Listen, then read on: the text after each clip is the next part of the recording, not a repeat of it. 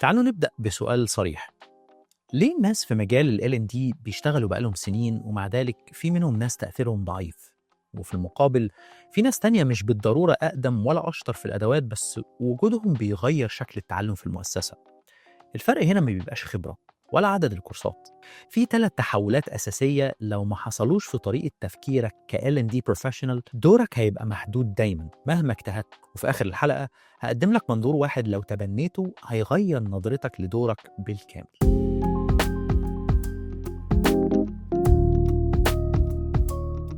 أولاً لازم نكسر تعريف قديم. لفترة طويلة كان دور ال L&D مرتبط بالتدريب، الكورسات، السلايدز، التقييمات، وده مش غلط، بس ده جزء صغير من الصورة. المنظمات النهاردة ما عندهاش مشكلة تعلم، هي عندها مشكلة أداء، قرار، وسلوك.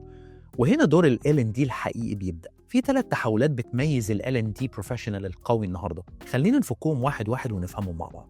أول حاجة، من محتوى لأداء. ال L&D الضعيف بيسأل هنقدم تدريب عن إيه؟ بس ال L&D القوي بيسأل إيه اللي المفروض الناس تعمله بشكل مختلف؟ الفرق كبير. لما نركز على المحتوى بنقيس ساعات تدريب، لكن لما بنركز على الأداء بنقيس تغيير حقيقي في السلوك والنتائج، وده يحول دورك من منفذ لمصمم حلول. تاني حاجة، من أدوات لتفكير تصميمي. إجادة الأدوات أو التولز ميزة بس مش هي اللي تفرق لوحدها.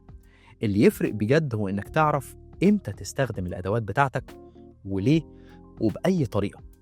في ناس شاطرة في كل الأدوات بس تصميمهم ضعيف، وفي ناس أدواتهم محدودة بس تأثيرهم عالي لأنهم بيفكروا قبل ما ينفذوا. الأداة من غير تفكير تصميمي مجرد شكل. التحول الجاي ده هو اللي بيخلي ال L&D يقعد على ترابيزة صناعة القرار أو يفضل بره القصة خالص، ألا وهي من دور داعم إلى شريك.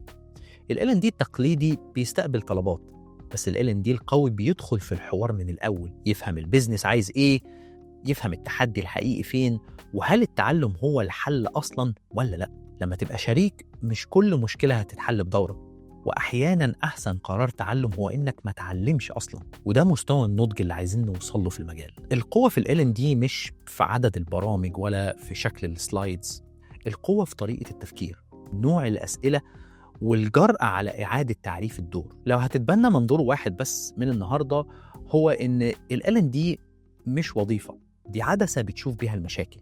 يعني أي طلب تدريب اسأل عن الأداء، أي برنامج اربطه بسلوك، أي تصميم اسأل هيغير إيه.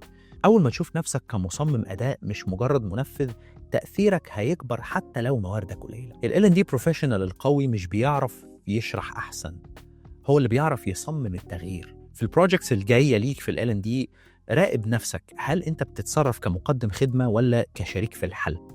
الفرق ده بيحدد قيمتك الحقيقية. شكرا لكم وأشوفكم الحلقة الجاية.